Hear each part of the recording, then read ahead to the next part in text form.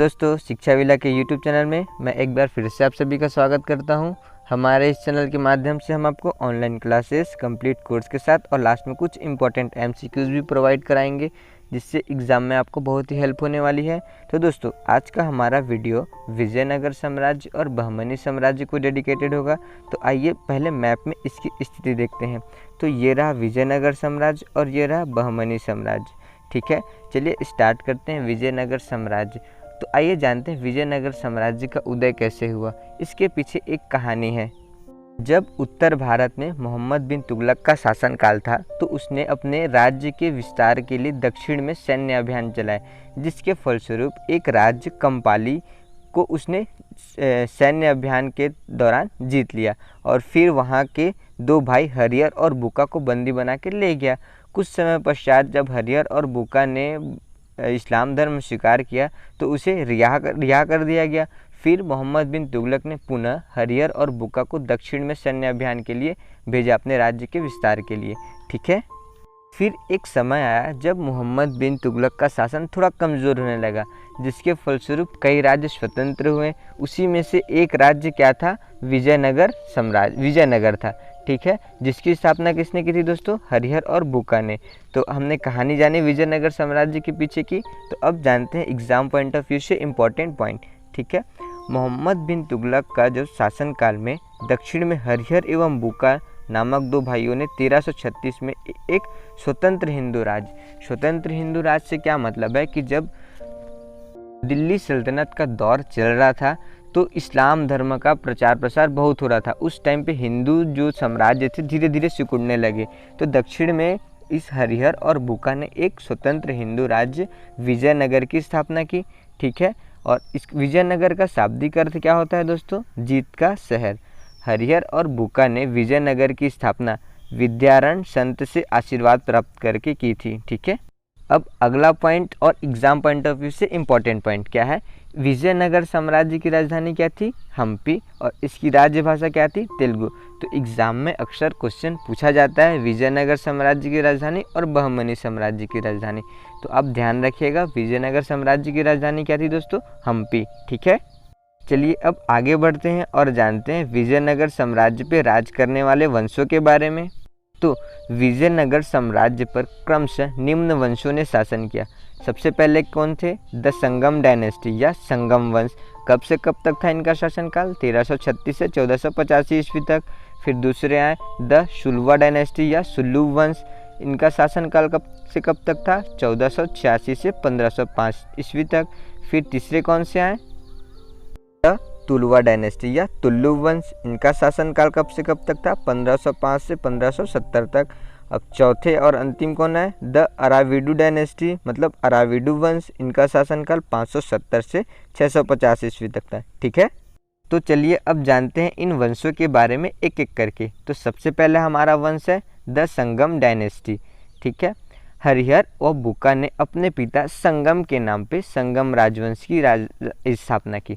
तो दोस्तों, एग्जाम में क्वेश्चन ये भी पूछा जाता है कि संगम डायनेस्टी का नाम संगम क्यों पड़ा? तो क्यों पड़ा? क्योंकि हरिहर और बुका के पिता का नाम क्या था? संगम। अब संगम वंश के प्रमुख शासक कौन कौन हुए? हरिहर, बुका प्रथम, हरिहर द्वितीय, देवराय प्रथम, देवराय द्वितीय, मल्लिकार्जुन और विरूपाक्ष। ठीक है, बुका प्रथम ने वेद मार्ग प्रतिष्ठापक।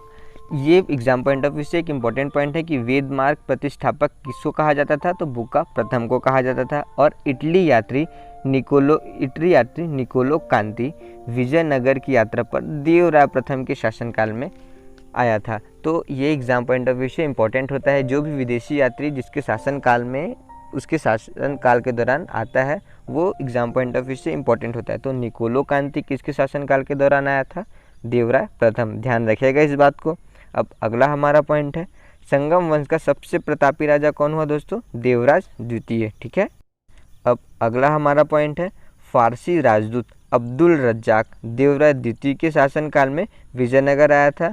अब अगला और इम्पॉर्टेंट पॉइंट, मल्लिकार्जुन को पौड़ देवराय भी कहा जाता है। एग्जाम में ये भी क्वेश्चन पूछा जाता है कि पौड़ देवराय किसे कहा जाता है? तो ध्यान रखिएगा उस शासक का नाम क्या है? मल्लिकार्जुन।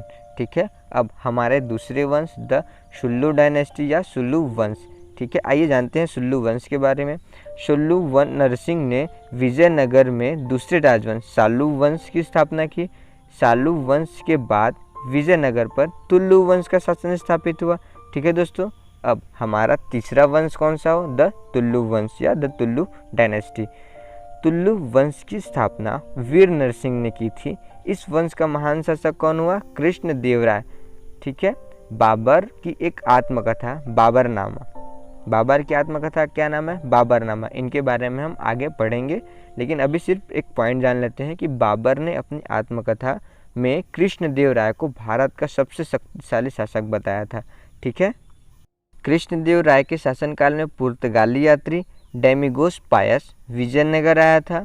अब अगला पॉइंट है और इम्पोर्टेंट पॉइंट, कृष्ण देव राय के दरबार में तेलुगु साहित्य के 8 सर्वश्रेष्ठ कवि रहते थे जिन्हें अष्टदिग्गज कहा जाता था।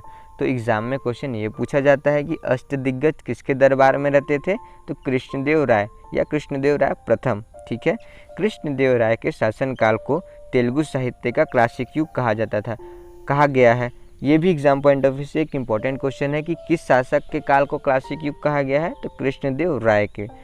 ठीक है, अब अगला भी पॉइंट इंपॉर्टेंट है, कृष्णदेव राय ने आंध्र भोज, अभिनव भोज और आंध्र पीतम आदि उपाधि धारण की थी। तो एग्जाम पॉइंट ऑफ व्यू से ये भी पूछा जाता है कि आंध्र भोज की उपाधि किसने धारण की थी? तो कौन था वो शासक? कृष्णदेव राय। ठीक है, अब हमारे चौथे वंश है द आरवीडू डायनेस्टी। विजयनगर के चौथे राजवंश आरवीडू वंश की स्थापना तिरुमल ने सदाशिव को अपदस्थ कर पेनुकोंडा में किया। आरवीडू वंश का अंतिम शासक कौन हुआ? रंग तृतीय। ठीक है, तो हमने इन चारों वंशों के बारे में पढ़ लिया। अब जानते हैं विजयनगर साम्राज्य का पतन कैसे हुआ। तो दोस्तों, विजयनगर साम्राज्य का पतन एक युद्ध तालीकोटा या राक्षसी तंगड़ी के युद्ध में हो गया, जो हुआ था 1565 ईस्वी में। आइए इसकी एक इमेज देखते हैं। ये रहा दोस्तों तालीकोटा के युद्ध की इमेज। ठीक है, तो आइए समझते हैं तालीकोटा के युद्ध के बारे में। तालीकोटा का युद्ध जो हुआ था किनके बीच हुआ था? विजयनगर साम्राज्य और बहमनी साम्राज्य के बीच लड़ा गया था, और इसका सन भी इम्पोर्टेंट है, तो ध्यान रखिएगा। तालीकोटा का युद्ध 1565 ईस्वी में विजयनगर साम्राज्य और बहमनी साम्राज्य के बीच हुआ था, जिसमें विजयनगर की हार होती है और इसी युद्ध के बाद विजयनगर का पतन हो गया। ठीक है, तालीकोटा के युद्ध में विजयनगर का नेतृत्व किसने किया था? राम राय ने। तो एग्जाम में ये क्वेश्चन पूछा जाता है कि तालीकोटा के युद्ध में विजयनगर साम्राज्य का नेतृत्व किसने किया था? तो राम राय ने। ठीक है, इसी के साथ विजयनगर से संबंधित जितने भी इम्पोर्टेंट पॉइंट हैं वो ख़त्म होते हैं। चलिए अब जानते हैं बहमनी साम्राज्य के बारे में। बहमनी किंगडम, ठीक है, एक दक्कन का इस्लामिक राज्य था जिसकी स्थापना हसन गंगू ने की। वह अलाउद्दीन हसन बहमन शाह के नाम से सिंहासन पर बैठा। ठीक है, तो ध्यान रखिएगा इस पॉइंट को। बहमनी राज्य की स्थापना किसने की थी?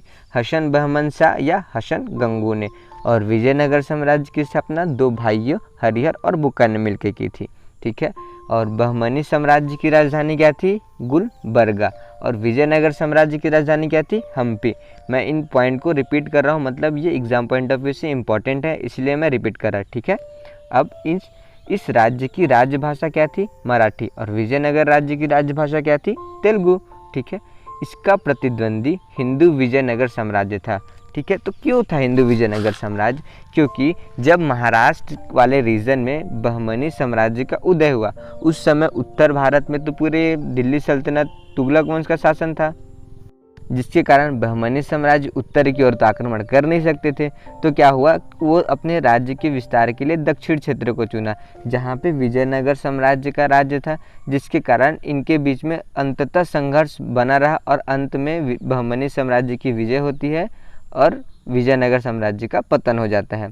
ठीक है, अब 1518 में इस बहमनी साम्राज्य का क्या हो जाता है? विघटन हो जाता है, जिसके फलस्वरूप 5 राज्यों का उदय हुआ, जिनमें वो 5 राज्य कौन कौन से थे?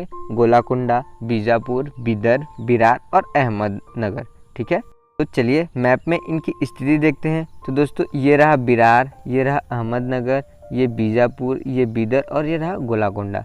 ठीक है, अब इन 5 को सम्मिलित रूप से दक्कन सल्तनत कहा जाता है। तो एग्ज़ाम में आपसे ये क्वेश्चन पूछता है कि दक्कन सल्तनत में कौन से राज्य शामिल नहीं है? तो इन पांचों राज्यों को अच्छे से ध्यान रखिएगा, कौन कौन से शामिल है। गोलाकोंडा, बीजापुर, बीदर, बिरार और अहमदनगर।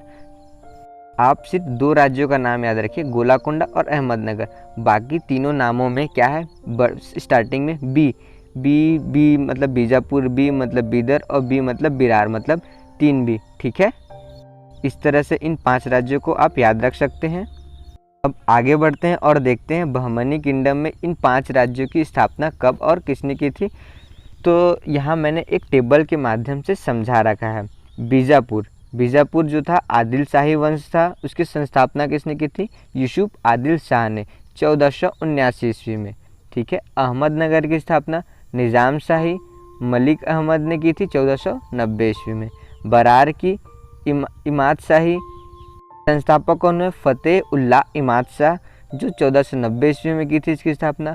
गोलाकुंडा कुतुब शाही कुली कुतुब शाह 1512 ईस्वी में। और बिदर शाही अमीर अली बरीद 1526 ईस्वी में। तो दोस्तों ये क्वेश्चन पूछा जाता है कि किस नगर की स्थापना पहले हुई थी और किस नगर की बाद में।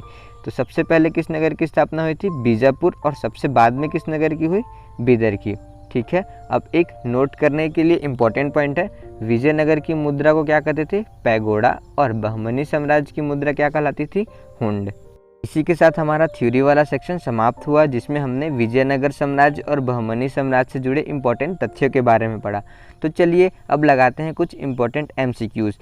तो फर्स्ट MCQ है, बहमनी साम्राज्य में कौन सा राज्य सबसे अंत में स्वतंत्र हुआ? तो दोस्तों इस क्वेश्चन का सही आंसर क्या होगा? ऑप्शन ए बीदर। ध्यान रखिएगा, ये स्वतंत्र हुआ है। तो बहमनी साम्राज्य में सबसे अंत में स्वतंत्र कौन हुआ था? बीदर। ठीक है, अब दूसरा क्वेश्चन क्या है? प्रसिद्ध विरूपाक्ष मंदिर कहाँ स्थित है? तो ऑप्शन है आपके सामने, भद्राचलम, चिदम्बरम, हम्पी और श्रीकालाहस्ती। तो प्रसिद्ध विरूपाक्ष मंदिर कहाँ होगा? सी, ऑप्शन सी, हम्पी। तो जो विरूपाक्ष द्वितीय था किस साम्राज्य का शासक था? विजयनगर। तो जाहिर सी बात है विरूपाक्ष मंदिर की स्थापना कहाँ पे होगी? हम्पी में। ठीक है, अब हमारा तीसरा क्वेश्चन कौन सा है? अहमदाबाद की स्थापना किसने की?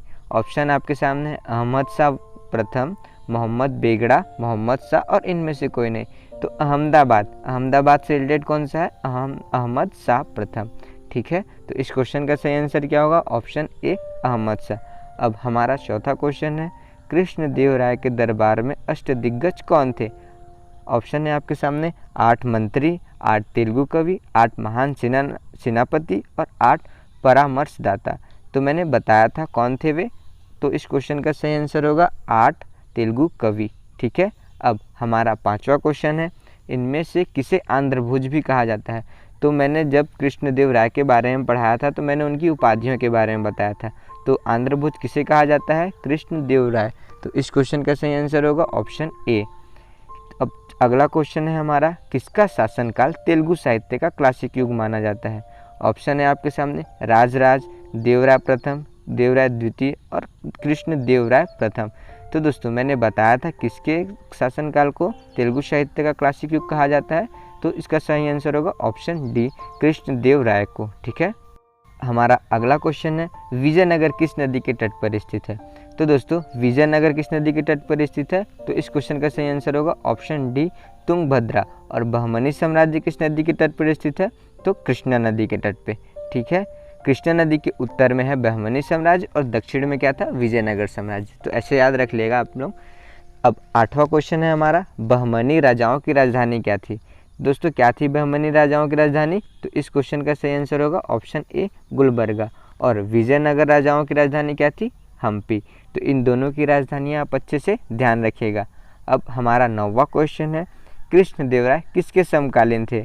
तो दोस्तों मैंने बताया था बाबर ने अपनी किताब बाबरनामा में कृष्णदेवराय को भारत का सबसे शक्तिशाली राजा बताया था। तो वे किसके समकालीन होंगे? तो इस क्वेश्चन का सही आंसर होगा ऑप्शन सी, बाबर। अब हमारा 10वां और अंतिम क्वेश्चन क्या है, कि संगमवंशी शासक को प्रौढ़ देवराय भी कहा जाता है? तो ऑप्शन है आपके सामने, हरिहर द्वितीय, देवराय प्रथम, देवराय द्वितीय और मल्लिकार्जुन। तो इस क्वेश्चन का सही आंसर क्या होगा दोस्तों? Option D Mallikarjun. और इसी के साथ हमारा MCQ वाला सेक्शन भी समाप्त होता है। अगर आपको वीडियो पसंद आई तो हमारे चैनल को लाइक करें, शेयर करें और सब्सक्राइब करें, और वीडियो की नोटिफिकेशन सबसे पहले पाने के लिए बेल आइकन जरूर दबाएं। Thank you.